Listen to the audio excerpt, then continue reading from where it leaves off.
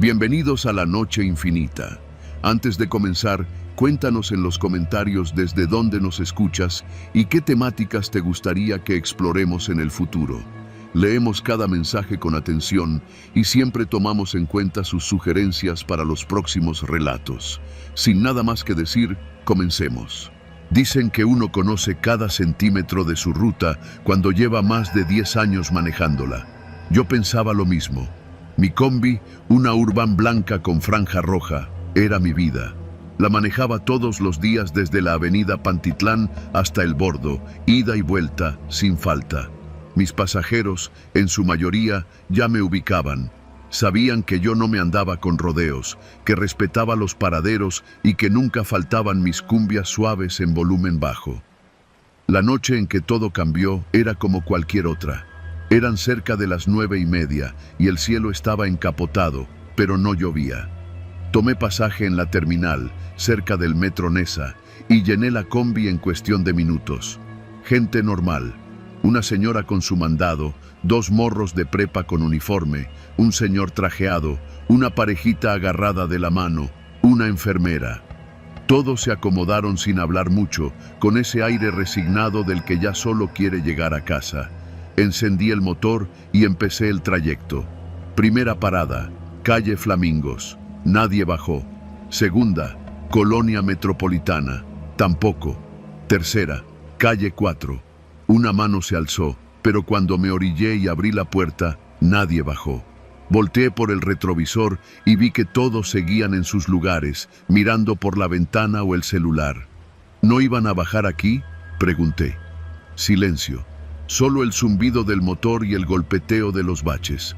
Cerré la puerta y seguí. En la siguiente esquina, el señor de traje se levantó y se acercó a la puerta. Frené en seco, pero no se bajó. Se quedó mirando hacia la calle, con la mano sobre la manija, sin abrir. ¿Va a bajar o no?, le dije, medio molesto. Volteó a verme. Tenía una mirada rara, como ida, como si no estuviera viendo realmente. Luego regresó a su asiento sin decir palabra. Algunos pasajeros lo observaron de reojo, pero nadie dijo nada. Ni una burla, ni una risa nerviosa. Solo silencio. Fue en ese momento que me di cuenta. El ambiente estaba demasiado callado. En una combi siempre hay ruido. Alguien platicando, alguien escuchando un video en TikTok sin audífonos, niños llorando, gente tosiendo. Pero aquí, nada, ni un sonido. Era como si todos estuvieran aguantando la respiración. Cuando pasamos frente a un Oxxo cerrado, el de Avenida Sor Juana, vi que las calles estaban vacías. No vacías de poca gente. Vacías, como si fuera la madrugada más profunda, aunque no eran ni las 10.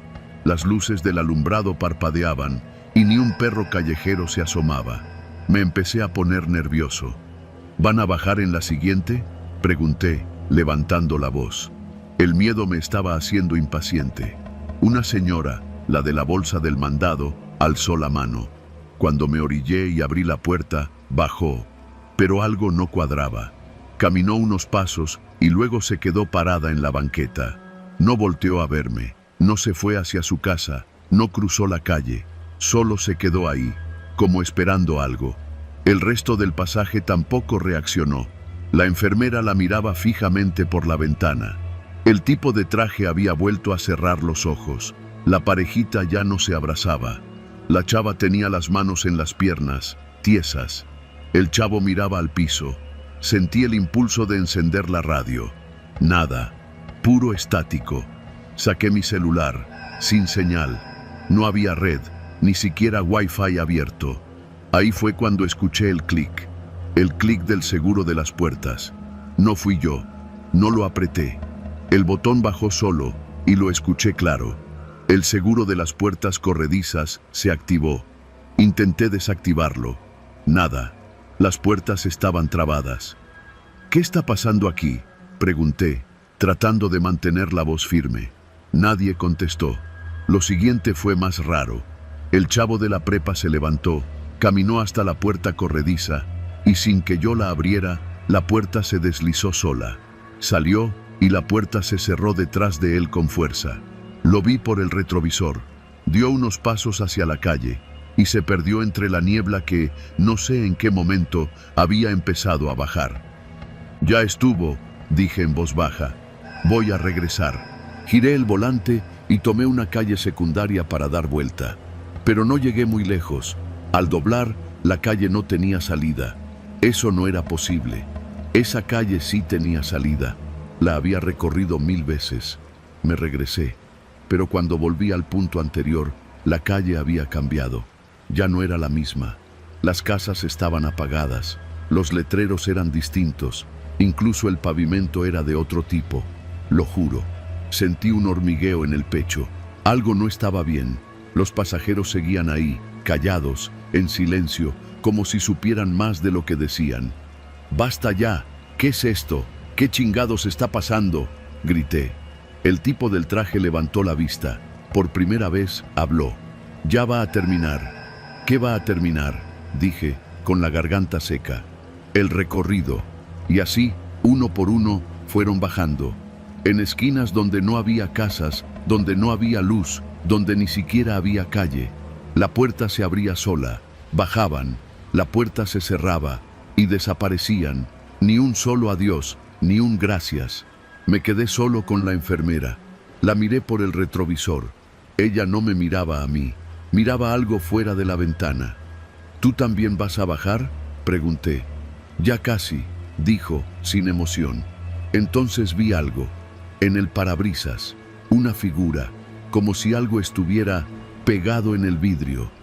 Me bajé de golpe, salí a revisar, pensando que alguien había puesto un trapo, una calcomanía. No había nada, pero al regresar a la cabina, la enfermera ya no estaba, ni se abrió la puerta, simplemente no estaba. Y la combi, vacía, silenciosa, con el motor encendido y el seguro puesto. No sé cómo regresé, lo juro. Cuando reaccioné, ya estaba en la base de nuevo, en la terminal, con el amanecer comenzando. Los de la base me vieron raro. Me dijeron que no sabían nada de mí desde hacía más de 2 horas. Pero el trayecto completo, según mi reloj, no había durado ni 40 minutos. La bitácora del GPS marcaba cosas raras. Calles que no existen, paradas en sitios donde no hay casas. Ni siquiera señal en las cámaras de seguridad de la unidad. Todo estaba en blanco. Ya no conduzco. La combi está guardada. Nadie más la ha querido manejar. Y cuando a veces camino por Nesa, por esas calles que recorrí 1000 veces, me topo con algo extraño. Una sombra en una esquina, una figura que parece conocerme, y me observa sin decir nada, porque algunos pasajeros sí llegaron a su destino, y otros no. ¿Todavía quieres tomar la combi tarde, carnal? ¿Estás seguro? Porque el recorrido ya va a empezar.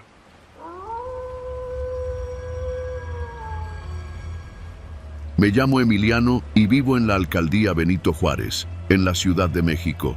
Trabajo como diseñador freelance, así que mis horarios no son nada normales. Esa noche, más bien, esa madrugada, salí de casa de unos amigos después de haber estado ayudando a montar un estudio de grabación casero. Eran casi las 2 cuando pedí el Uber. Ya no pasaban camiones ni el metro y estaba demasiado lejos de casa como para caminar. El Uber llegó puntual. Era un Versa gris, placas de Morelos, y el chofer se llamaba Jesús, con 5 estrellas y más de 1500 viajes registrados. Todo parecía normal. Subí al asiento trasero. «Buenas noches», le dije. «Buenas», respondió sin voltear a verme. El tipo era calvo, de complexión robusta. Llevaba puesta una sudadera negra con capucha, aunque la tenía bajada, de esas que venden afuera del metro. Lo primero que noté fue el fuerte olor a pino, como de ambientador barato. Después de tantas madrugadas en Uber, ese tipo de detalles se me quedaban grabados. Salimos de la colonia Portales rumbo a la del Valle, donde vivo. Todo el trayecto debía ser en línea recta por eje 8, máximo 15 minutos. Pero a los pocos minutos noté algo extraño.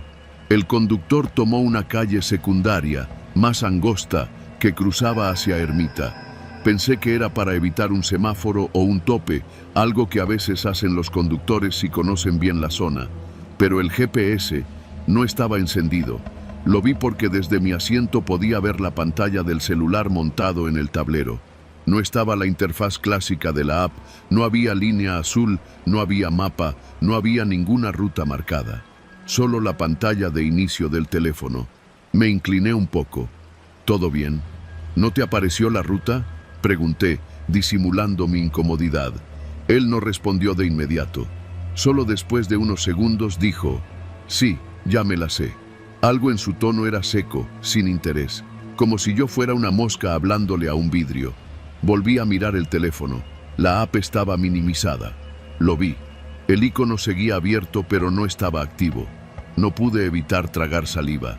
¿Podrías activarla, por favor? Nomás para saber cuánto falta. El tipo sonrió. No giró la cabeza, pero lo vi en el espejo retrovisor. Una sonrisa ladeada, torcida, que duró apenas un instante. Luego, sin decir nada, subió el volumen del estéreo.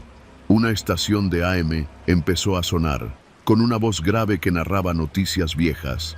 Voz distorsionada, como grabación de casete. Un tono frío. Tomó otra vuelta. Ya no íbamos rumbo a mi casa. Íbamos en dirección contraria. Supe que no estaba equivocado porque reconocí una calle donde había trabajado años antes, una zona industrial cerca de Iztacalco. Nada que ver con mi destino. Oye, ya nos pasamos del eje, ¿no? Es por allá, dije, y esta vez sí me incliné hacia adelante. El conductor no contestó, solo bajó un poco el volumen. ¿Me puedes dejar aquí?, le dije. Aquí, en esta esquina. Seguimos avanzando. ¡Eh! Te estoy hablando. Detente aquí. Nada. Tomé el teléfono y abrí la app. No marcaba nada. No estaba rastreando el viaje. El icono de ubicación estaba apagado. Le tomé captura, intenté marcar al 911, pero no tenía señal. Ni una raya. Solo decía, buscando red. Fue entonces cuando me di cuenta que el chofer había desconectado el GPS del coche. No solo no usaba la app, sino que el teléfono no estaba compartiendo ubicación. Estábamos aislados. Mi cuerpo entero se tensó. Volví a mirar por la ventana. Las calles eran cada vez más oscuras, con postes apagados, banquetas rotas, autos abandonados. Era una colonia que no conocía. Apenas pasaban coches, una tienda de abarrotes cerrada, una vulcanizadora, y después, nada. Tomé valor. «Ya estuvo, cabrón. Detente o te parto la madre», le grité mientras me inclinaba hacia adelante para tratar de jalar el freno de mano. Pero el cabrón lo vio venir. Pegó un volantazo y se metió en un callejón, luego se giró hacia mí como si me estuviera esperando. Bajó el seguro del coche. Sonó el clic de las puertas. «¿Te quieres bajar?», me dijo, por primera vez mirándome directo. «Bájate». Su voz era seca, sin rabia, sin emoción, como si estuviera hablando con una bolsa de basura. El coche se detuvo. El callejón estaba casi a oscuras, con una sola lámpara rota parpadeando. Miré hacia afuera. No había nada ni nadie, solo un perro flaco cruzando entre los botes de basura. Me quedé inmóvil. El tipo se quedó esperando. «¿Qué? ¿No que te querías bajar?». Volteé hacia la puerta. No había manija por dentro. Era uno de esos coches donde el seguro interno está desactivado. Me había encerrado. La puerta del copiloto tampoco tenía manija. Todas estaban bloqueadas. «Bájate», repitió. Se escuchó un ruido. Algo cayó detrás del coche, como una cubeta arrastrada. El tipo miró por el retrovisor, frunció el ceño, luego volvió a mirarme. Apagó el motor, y ahí entendí que no iba a bajarme solo. Él pensaba bajarse conmigo. Cuando puso la mano en la manija de su puerta, me lancé hacia adelante y con todas mis fuerzas lo golpeé en el cuello con el codo. Fue un movimiento instintivo, desesperado. Él soltó un gruñido y se giró, pero yo ya estaba tratando de alcanzar la palanca del seguro central. La activé. Las puertas se abrieron. Me lancé hacia la calle. Caí de rodillas, raspándome con el pavimento. Me levanté como pude y eché a correr sin mirar atrás. Escuché cómo se abría la puerta del conductor, cómo algo golpeaba el metal, quizá una patada, quizá un intento por alcanzarme, pero yo ya estaba a media cuadra corriendo a ciegas por una colonia que no conocía. Corrí como si me estuviera persiguiendo un animal, el corazón a punto de explotar. Grité pidiendo ayuda, pero no hubo respuesta. Toqué puertas, jalé rejas, hasta que una señora salió por una ventana del segundo piso y me gritó: ¿Qué está haciendo? ¿O qué? Por favor, ayúdeme, me quieren secuestrar. No sé si fue la desesperación en mi voz o mi aspecto. Yo, sangrando de las rodillas, con la camiseta rota. Pero me creyó. Bajó y me abrió la reja. Me metí corriendo. Desde dentro vimos pasar el coche gris lentamente por la esquina. No se detuvo, solo se fue, como si nada. Esa noche dormí en el sillón de la señora que me salvó. Me prestó su teléfono y llamé a la policía. El coche no apareció. No había registro del viaje. La app mostraba que nunca lo tomé. Y cuando intenté contactar al conductor por los medios oficiales, el perfil había sido eliminado.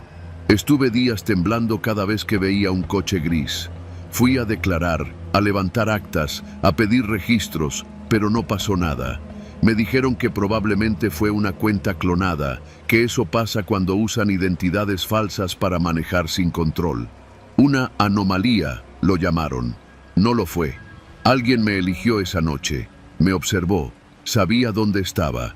Desconectó el GPS, desvió la ruta y me llevó a un lugar donde nadie podría ayudarme. Desde entonces, no vuelvo a subirme a un Uber en la madrugada. No importa qué tan urgente sea. Prefiero caminar, quedarme donde esté o esperar el amanecer. Porque esa noche entendí algo. Hay hombres allá afuera que hacen cosas sin razón, sin rabia, sin placer, solo porque pueden. Y a veces, solo necesitas un clic para desaparecer del mapa.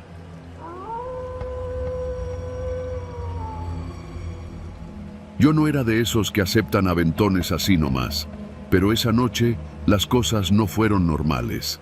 Mi nombre es Diego. Tenía 28 años en ese momento y estaba regresando de un evento familiar en Matehuala, rumbo a San Luis Potosí.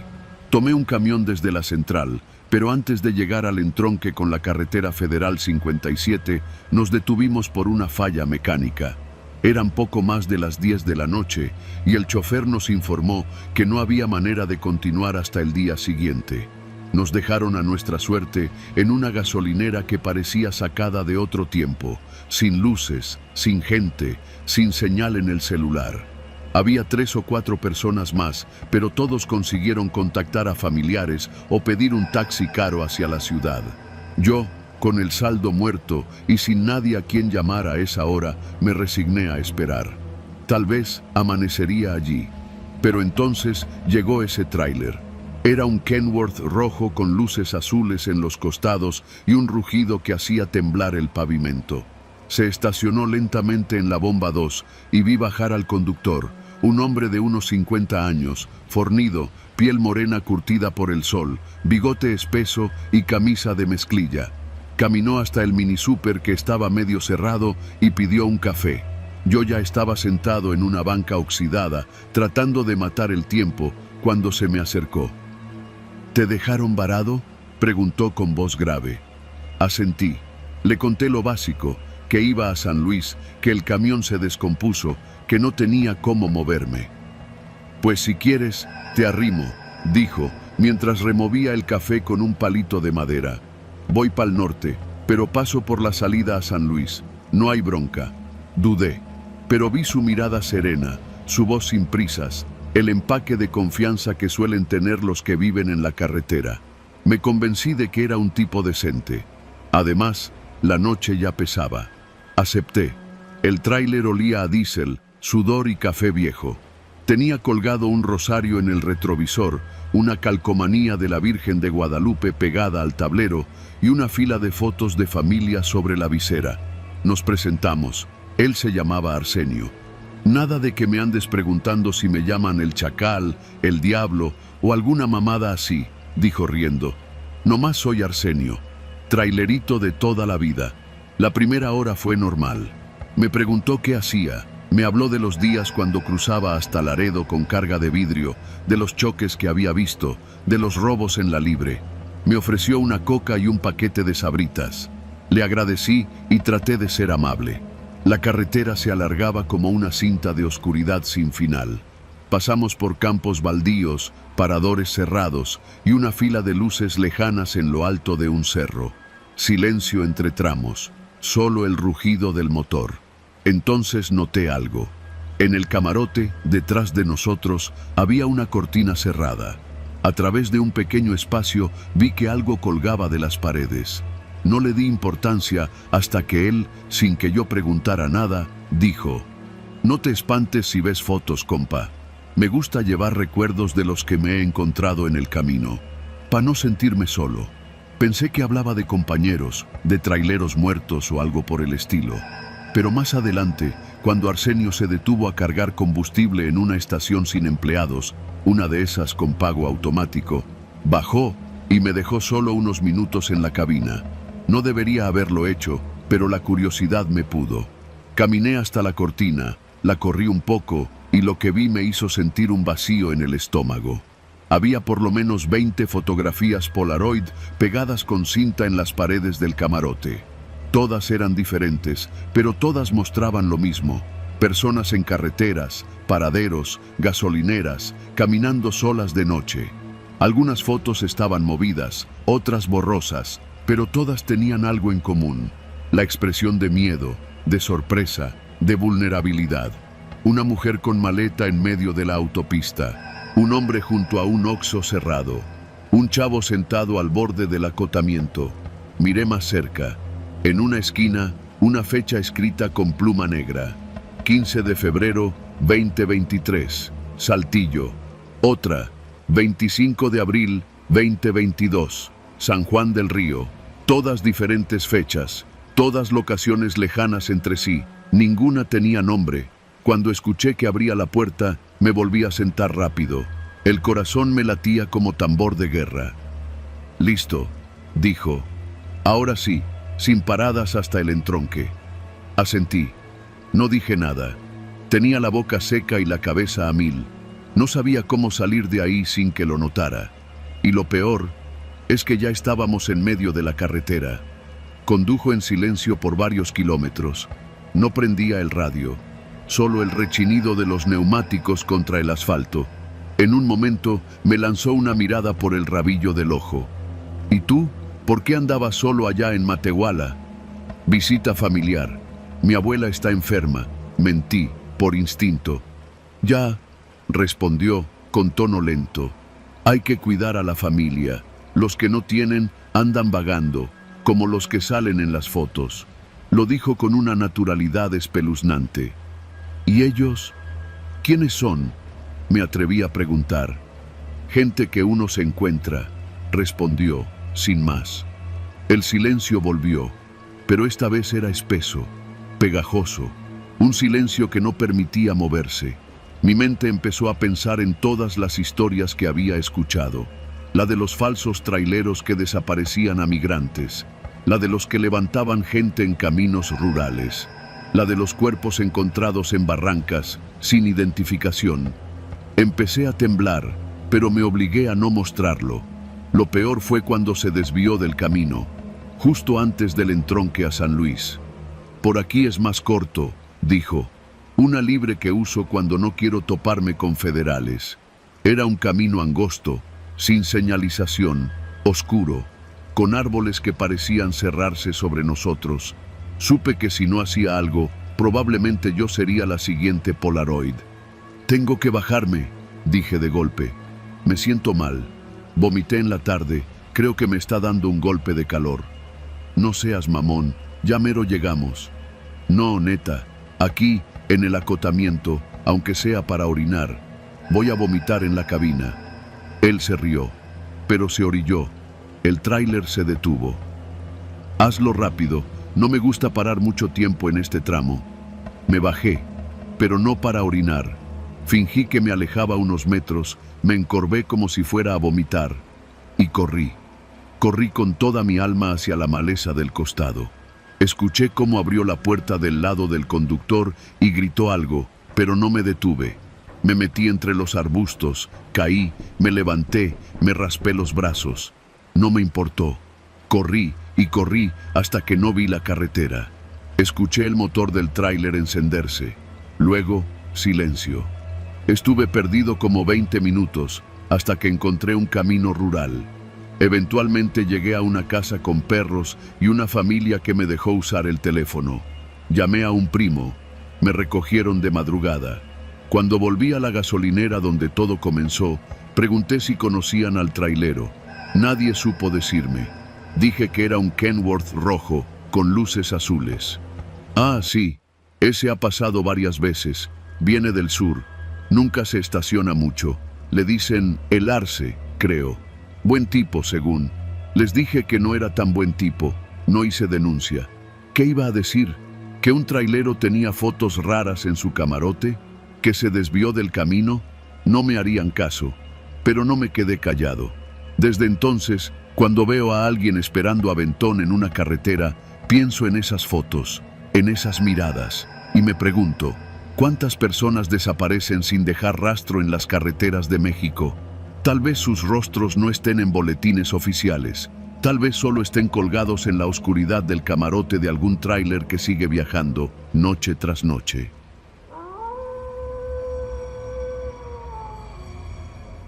Nunca me había subido a un taxi tan callado como aquel. Eran casi las 2 de la madrugada cuando salí del bar en la colonia Doctores, con el cuerpo cansado y las piernas medio flojas por las cervezas. No estaba ebrio, pero sí lo suficiente como para no querer esperar un Uber.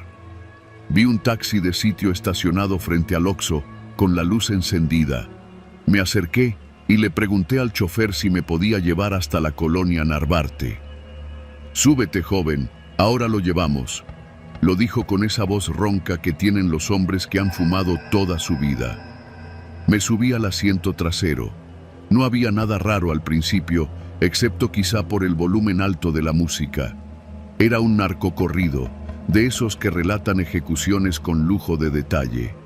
Al principio lo tomé como una excentricidad. Muchos taxistas escuchan música fuerte en la madrugada para no dormirse, me dije. Pero mientras avanzábamos, algo no encajaba. El conductor, un tipo ya grande, canoso, con el rostro curtido por el sol y los años, no decía una palabra. Tampoco hacía ningún gesto en el retrovisor, solo manejaba. Y subía poco a poco el volumen de la música. No me preocupé al principio, pero cuando pasamos sobre eje central sin tomar rumbo hacia el sur, le toqué el hombro. «Oiga, es por aquí a la derecha». El hombre no respondió. Solo giró ligeramente el volumen de la radio. La letra del corrido hablaba de cómo un comando levantó a un soplón y lo callaron para siempre con una AK-47. Una parte de mí pensó que tal vez el tipo estaba sordo. Pero luego me di cuenta de que no tenía sentido que manejara si no podía oír. «Señor», repetí, esta vez más fuerte. Era para el otro lado. Nada, solo la radio, y el sonido cada vez más presente de los bajos retumbando. Me empecé a inquietar. Estábamos yendo rumbo a la zona de bodegas cerca de La Viga, una parte industrial sin vida a esas horas. No había gente, ni coches, ni tiendas abiertas. Todo estaba cerrado. El taxi dobló en una calle sin nombre. El pavimento cambió por adoquín viejo. Las casas con rejas altas parecían abandonadas. Levanté la voz. «Oiga, ya le dije que no es por aquí». Ahí fue cuando el taxi se detuvo en seco. Me congelé. El motor seguía encendido, el corrido a todo volumen, y el chofer miró hacia adelante sin mover ni el cuello. Solo entonces noté que tenía un pequeño espejo pegado al tablero, apuntando a la parte de atrás, pero no para verme a mí, sino hacia la cajuela. Una idea terrible me cruzó la cabeza. Agudicé el oído, concentrándome más allá del ruido de la música.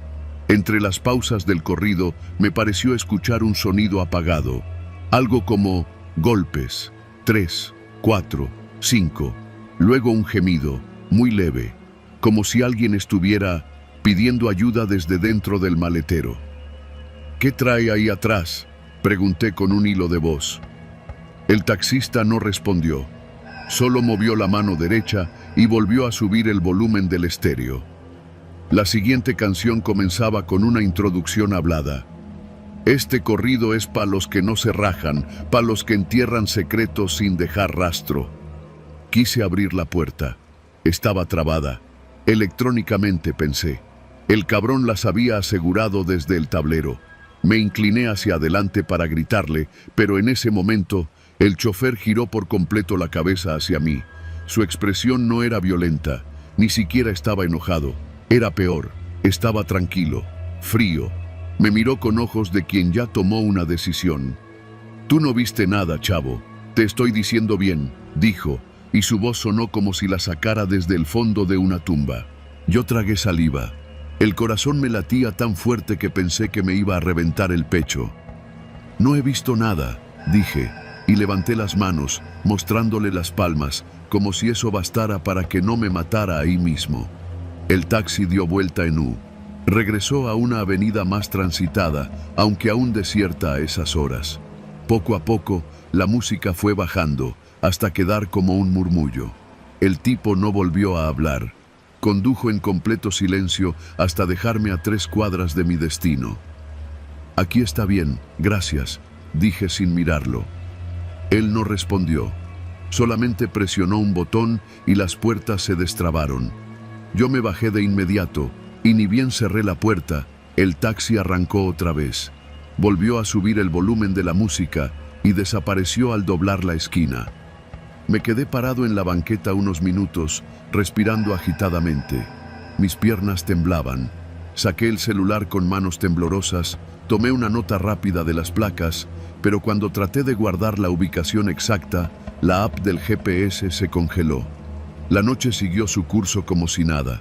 Solo un borracho pasó caminando, murmurando canciones, sin saber que a pocos metros, tal vez, alguien estaba encerrado en una cajuela, gritando bajo los corridos que todo lo ocultaban. No denuncié. Sé que debería haberlo hecho. Pero cuando fui a buscar el taxi por las placas días después, resultó que eran falsas. El modelo del auto no correspondía con el registro. Nadie en la base de taxis reconocía al chofer con la descripción que di. A veces pienso que todo fue una alucinación, que me lo inventé por la tensión. Pero hay noches en las que, al pasar cerca de la viga, juro que escucho narcocorridos a todo volumen, retumbando en las calles vacías. Como si alguien todavía estuviera allí, llevando su propio infierno en la cajuela, oculto tras una canción. Desde esa noche, no he vuelto a subirme a un taxi de sitio.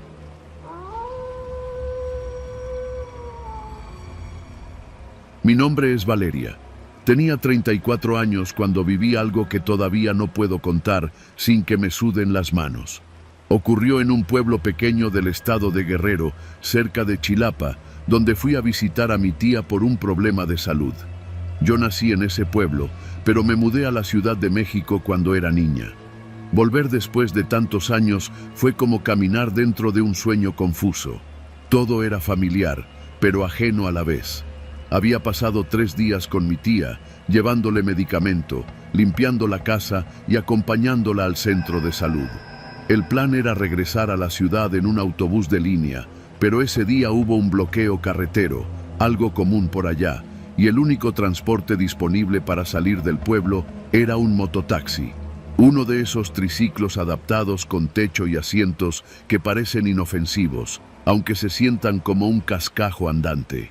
Eran casi las 5 de la tarde y empezaba a caer el sol cuando le pregunté a un señor en la plaza si conocía a alguien que me llevara al entronque con la carretera federal. Me dijo que sí, que ahí estaba el Rulas, que siempre hacía ese trayecto. Lo vi estacionado cerca del kiosco, fumando, con la mirada distraída. Su mototaxi era rojo, con toldo blanco, medio sucio, y con una calcomanía de la Santa Muerte en la parte trasera. Dudé por un instante, pero estaba desesperada por salir de ahí. ¿Me lleva al entronque?, le pregunté. «Claro, súbase, joven», me dijo. Su voz era ronca, con ese acento de la montaña que suena como si cada palabra se arrastrara por la garganta. Me subí sin pensar mucho.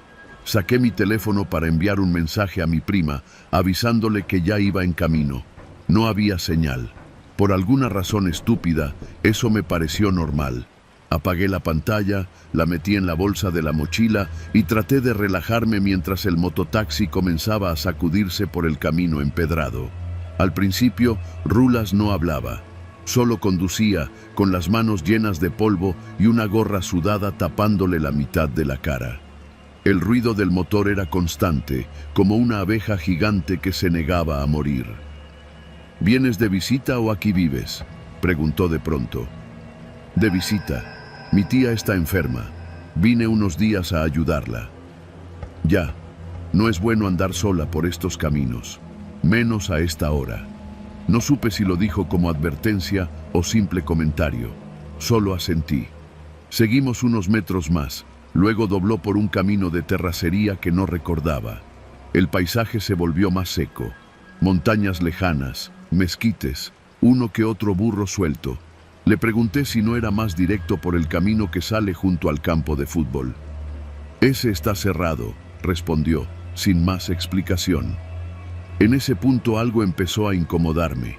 Tal vez fue la forma en que miraba el retrovisor, o que su tono de voz no coincidía con su sonrisa. ¿Y a qué te dedicas en la ciudad?, preguntó al rato. Soy diseñadora gráfica, mentí. No sé por qué.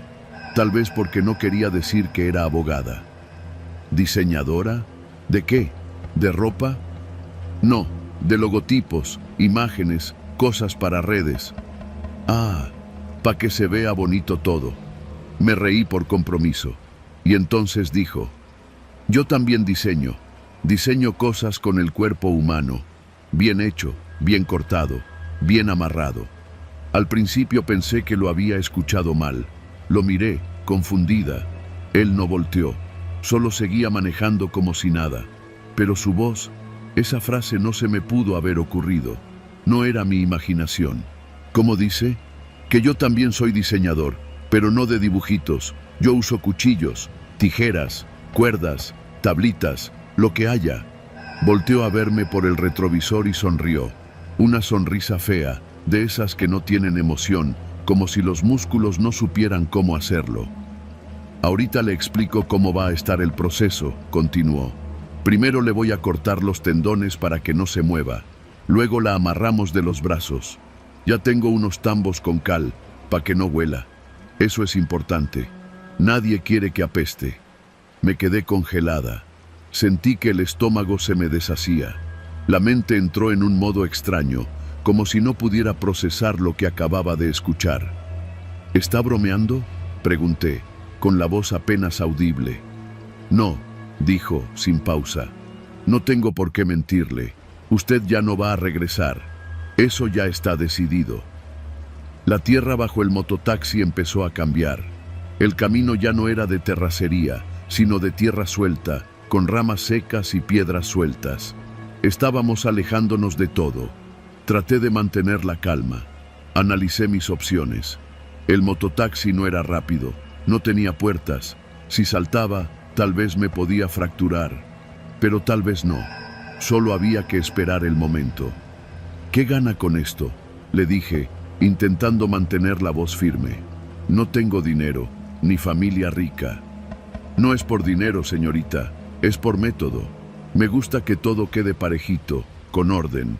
Si viera qué bonito se acomoda todo cuando uno le dedica tiempo. Mi garganta ardía. Intenté meter la mano en la mochila, fingiendo buscar mi celular, pero él lo notó. Ya no hay señal, y si quiere llamar, primero tiene que encontrar el teléfono, dijo, y me mostró lo que sostenía en su mano izquierda. Era mi celular. Lo había sacado de la mochila mientras hablaba. Se lo había llevado sin que me diera cuenta. Usted no me va a complicar, agregó. Me ha ido bien porque todo lo hago con método, y hoy es su turno. Respiré profundo. Apreté los dientes. Miré el camino. Más adelante vi un árbol caído, atravesado en la vereda. El mototaxi tendría que rodearlo.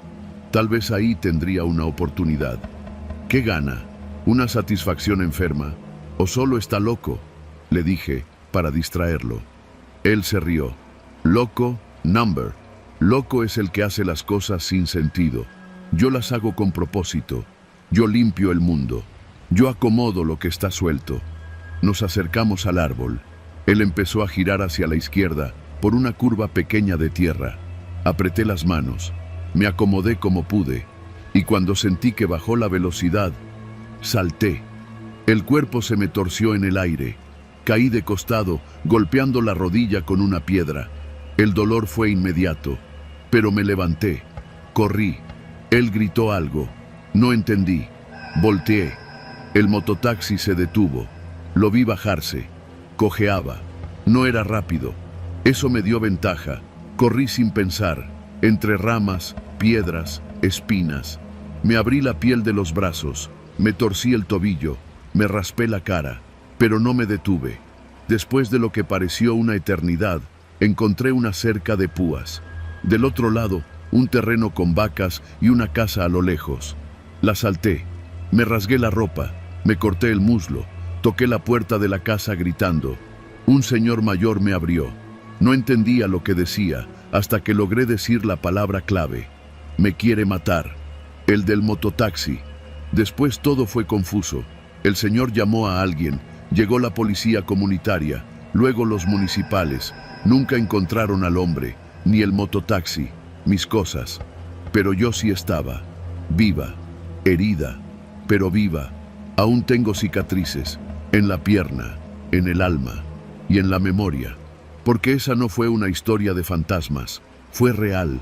Y cada vez que escucho el zumbido de un motor viejo, regreso a ese camino de tierra donde casi dejo todo.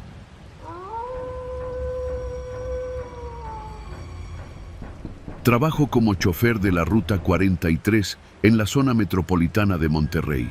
Si alguna vez has vivido acá, seguro te has subido a uno de esos camiones viejos con el toldo oxidado y los asientos de vinil pelado que chirrían en cada tope y donde el calor te pega como si el infierno empezara en Guadalupe y se alargara hasta San Nicolás. Es un trabajo jodido, sí, pero paga las cuentas. Mi turno es el nocturno, el que nadie quiere. Salgo de la base a eso de las 10:15 de la noche, ya cuando la ciudad se va quedando sola y solo los borrachos, los obreros rezagados y las muchachas que salen de los oxxos siguen de pie. Hay una calma rara a esas horas, una calma que, si no tienes cuidado, se te mete bajo la piel. Esa noche en particular no empezó mal. Era martes. El tráfico era nulo y llevaba apenas 5 pasajeros cuando crucé por la avenida Lincoln. Todos venían en su pedo. Un señor dormido, 2 estudiantes en el fondo, una mujer con una bolsa de mandado y otro tipo que parecía trabajador de fábrica. Nadie hablaba. Lo que vino después me cambió la vida.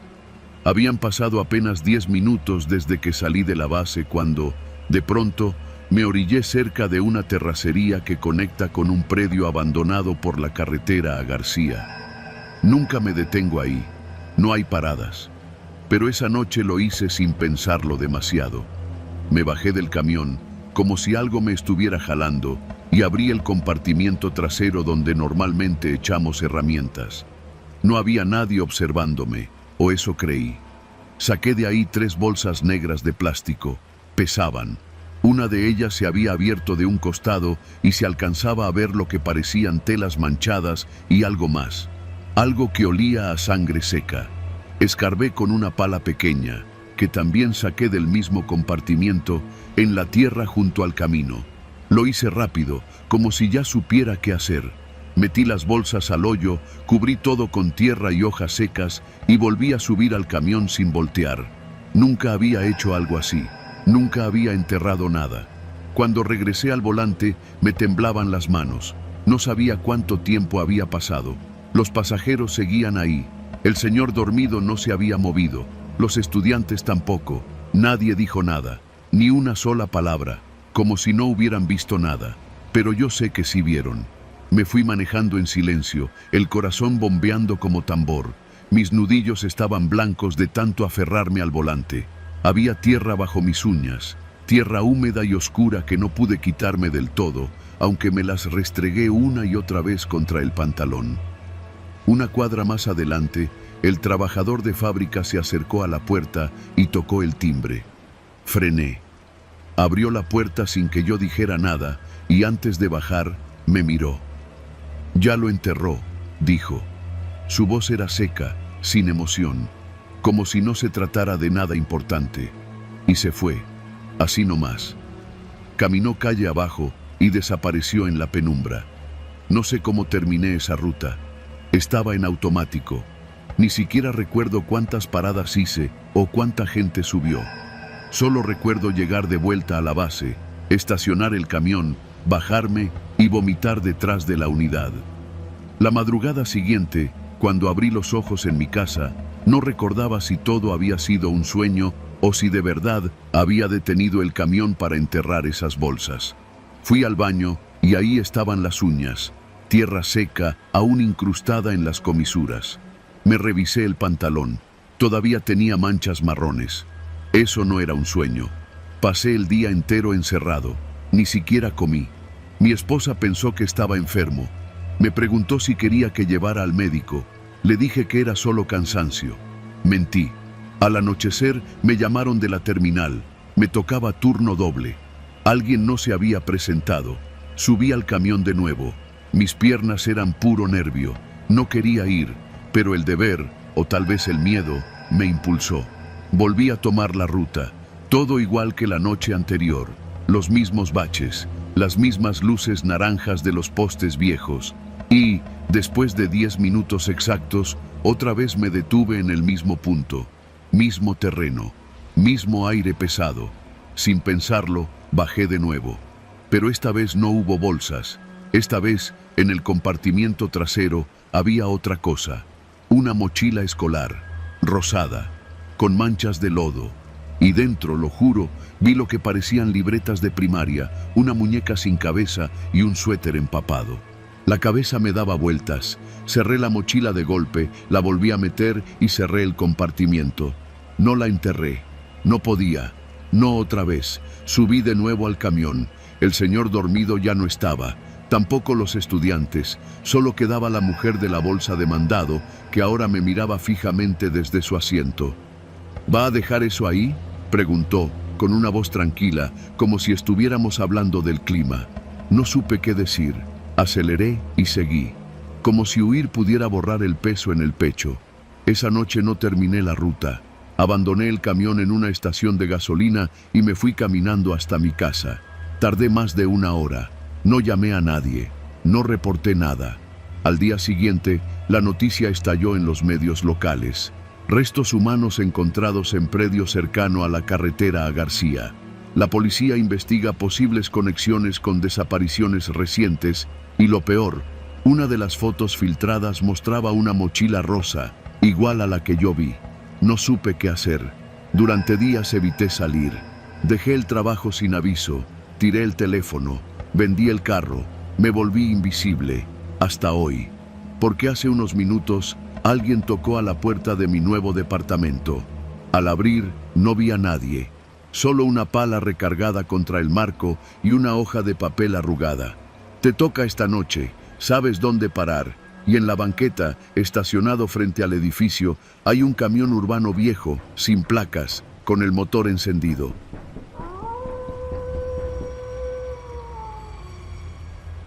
Yo me llamo Jaime y conduzco tráiler desde hace casi 20 años. He cruzado este país de punta a punta, de Chiapas a Baja California, y cada vuelta es distinta, aunque las rutas sean las mismas. Hay cosas que uno aprende a ver en la carretera. Hay señales que no vienen en los mapas, que solo se reconocen cuando uno ya ha pasado por muchas noches en el volante. Cuando aprendí a identificar el olor del desierto en Sonora y el de la selva en Veracruz, supe que ya no era nuevo. A lo largo de los años he llevado de todo: aguacates, piezas automotrices, hasta ataúdes vacíos. Pero hay una carga que nunca reporté en la bitácora y de la que nunca hablé con los demás traileros. Nunca. Eran personas. Todo empezó hace como 6 años. Fue en una ruta larga, de Tapachula a Monterrey. Justo al pasar Huixtla, entre las curvas del tramo viejo, vi a un grupo de hombres junto a la cuneta, con mochilas pequeñas y los ojos llenos de polvo y miedo. Levantaron la mano en cuanto me vieron, casi suplicando. Paré. No sé por qué. Tal vez por lástima, Tal vez porque en el fondo sabía que el viaje era largo y la soledad pesa más de noche. Subieron 7, creo. 2 mujeres, 5 hombres, todos morenos, flacos, con ese acento centroamericano que uno aprende a identificar. Gracias, hermano, me decían. Que Dios lo bendiga. Les dije que no habláramos mucho, que solo iba hasta Puebla y que ahí veríamos. Era mentira. No pensaba dejarlos en Puebla, ni en Monterrey, ni en ningún lado. En las primeras horas de cada viaje, todos intentaban hablarme. Preguntaban si tenía familia, si había ido a Estados Unidos. Me contaban sus historias con esa necesidad de que alguien los escuchara, de que al menos alguien supiera que existieron. Me hablaban de sus hijos, de sus mamás, de la guerra, de la pobreza. Yo los dejaba hablar. No decía nada, solo manejaba. Después, el calor del motor y el cansancio los vencía. Se dormían como niños, uno recargado en el otro. Y entonces, el silencio regresaba. Esa primera vez, al llegar a Veracruz, ya había decidido qué hacer. No me preguntes por qué. Tal vez porque ya lo había pensado desde antes, aunque no me lo hubiera dicho a mí mismo. Tomé el desvío hacia un rancho abandonado cerca de Tierra Blanca. Lo conocía desde joven, un terreno viejo que quedó a la orilla de la autopista cuando ampliaron la carretera. Tenía un cobertizo amplio y un aljibe seco. Me metí ahí con el tráiler y cerré la reja de lámina oxidada. No me miraban cuando los bajé.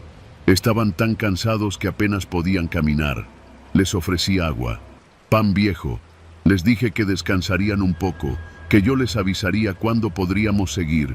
Se sentaron en el suelo. Algunos sonrieron. Uno incluso lloró de alivio. Los dejé ahí. Los dejé y me fui. Volví a la mañana siguiente. Solo 3 seguían vivos. El calor y el encierro hicieron su trabajo. A los demás los enterré detrás del cobertizo. Usé una pala vieja y cavé lo más hondo que pude. Les quitó los zapatos antes de cubrirlos. Los metí en una caja. No sé por qué lo hice.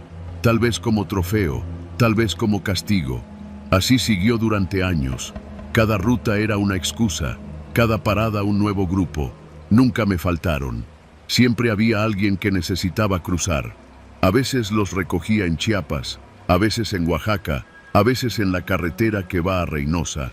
A nadie le extrañaba ver a un tráiler parado. Nadie se metía. Al principio me costaba, me daba culpa, incluso vomitaba cuando me quedaba solo. Pero después me acostumbré al silencio, a los suspiros que se apagaban en la madrugada, a los pies descalzos. Mi patio se fue llenando de zapatos. Primero eran pocos, en cajas de cartón. Luego llené tambos, bolsas de costal. Cada zapato era distinto. Había huaraches de llanta, tenis rotos, botas de trabajo, zapatillas baratas. Ningún par era igual. Y sin embargo, todos terminaban en el mismo lugar, bajo la tierra.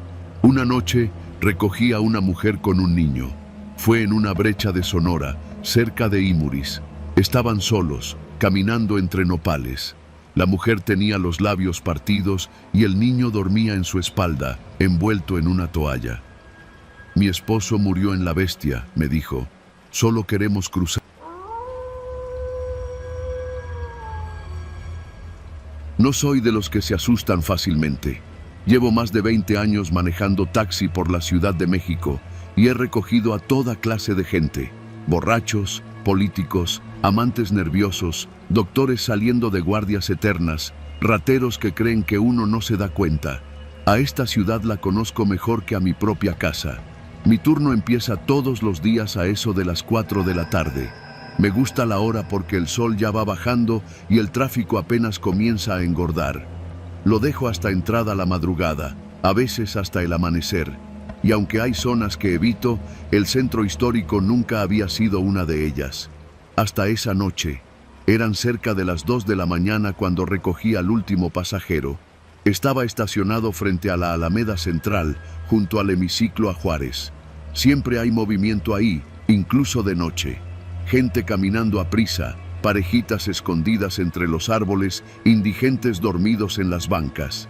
Esa madrugada, sin embargo, Todo parecía detenido. Silencio raro, como si la ciudad hubiera aguantado el aliento por un momento. Vi al hombre acercarse desde la esquina de Hidalgo y Revillagigedo.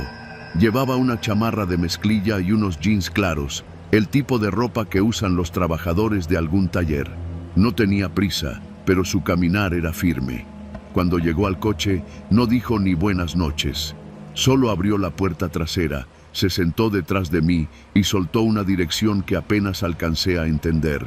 A Venustiano Carranza, entre Correo Mayor y Jesús María. Me sorprendió un poco. Esa zona, a esa hora, no es precisamente transitada. Pero asentí, puse en marcha el taxi y arranqué. El retrovisor me mostró apenas un pedazo de su rostro. Nariz ancha, cejas cerradas, la mirada fija al frente. No tenía expresión. Me pareció raro que no se acomodara en el asiento, ni se recargara. Solo iba recto, como si no le interesara el viaje, solo el destino. Avanzamos por Avenida Juárez y luego tomé el eje central. Las luces de neón, los locales cerrados con sus cortinas pintarrajeadas, los pasos solitarios de algún borracho o sexoservidora se desdibujaban a través del parabrisas sucio. Nadie hablaba, ni él ni yo. A medio camino noté algo en el retrovisor. Él me miraba. Pero no era la mirada casual de quien revisa si el conductor sabe a dónde va. Era una mirada fija, sin pestañear, como si intentara memorizarme el rostro. No dije nada al principio. Hay pasajeros que se quedan dormidos con los ojos abiertos o que simplemente están idos. Pero algo en su mirada tenía un peso, como si me estuviera escaneando por dentro. ¿Todo bien, joven?, pregunté, fingiendo ligereza. No respondió. Solo desvió la mirada y volvió a ver por la ventana. Fue entonces que sentí esa molestia en el estómago que uno aprende a reconocer con los años. No era miedo, era precaución. Algo no cuadraba. Decidí acelerar un poco. En menos de 5 minutos ya estábamos sobre Venustiano Carranza. Me detuve donde había dicho, justo entre 2 callejones estrechos, frente a un edificio antiguo con fachada de cantera. Esperé a que bajara. No se movió. «Ya llegamos, joven», le dije sin voltear. Entonces habló. Su voz era baja, como si le costara trabajo articular. «¿Cómo se llama usted?». Me giré apenas lo suficiente para verle el rostro. Tenía los ojos clavados en mí, y aunque no parecía drogado ni borracho, había algo en su presencia que no encajaba. No como un loco, más bien como alguien que había perdido toda emoción, todo propósito. «Rodrigo», respondí, más por impulso que por educación. Él asintió despacio, como si confirmara algo. Luego, sin más, abrió la puerta y bajó. No se despidió, no pagó. Caminó hacia el edificio, se detuvo frente a la puerta de madera vieja y ahí se quedó. Yo no me moví. Lo observé por el retrovisor. Seguía parado, de espaldas, sin hacer nada. Solo ahí, como si esperara. Luego giró lentamente y me miró directamente al espejo. Esta vez no bajé la mirada. Sentí algo raro. No miedo, otra cosa. Una especie de certeza de que ese hombre no estaba bien, de que no debía estar ahí, o peor, de que yo no debía haberlo llevado. Encendí el motor y me alejé. Solo cuando llegué a Isabel la Católica, volví a respirar con normalidad, pero no terminó ahí. Al día siguiente, regresé a la base. Mientras platicábamos entre los choferes, uno de ellos, un señor mayor llamado Toño, mencionó que en esa misma cuadra, unas horas después de mi recorrido, había habido un homicidio. Un hombre fue hallado muerto dentro de un edificio abandonado. Según los vecinos, nadie debía vivir ahí. Estaba sellado por protección civil desde hacía años. Lo curioso es que los policías dijeron que el cadáver parecía recién bañado. No tenía heridas visibles. Solo estaba ahí, acostado en el piso, con los ojos abiertos y una leve sonrisa. Y eso no es lo peor. Cuando vi la foto del reporte en el periódico del día siguiente, sentí cómo la sangre me bajaba de golpe. No era una foto clara, pero reconocí el rostro. Era el mismo hombre que se había subido a mi taxi. No podía ser. Lo llevé horas después de que, según el reporte, fue hallado muerto. Pensé en reportarlo, pensé en hablar con alguien, pero ¿qué iba a decir? ¿Que llevé a un muerto al edificio donde lo encontraron? ¿Que me miró como si intentara grabarse mi rostro? Esa noche dormí con las luces encendidas, no por miedo a lo sobrenatural, sino por la sensación insoportable de que alguien, en algún lugar, me está observando, tratando de recordar mi rostro. Desde entonces, cada vez que pasa alguien detrás de mí en el taxi, no puedo evitar mirar el retrovisor. Y si su mirada se encuentra con la mía, ya no pienso en cobrarle. Pienso en si me está memorizando.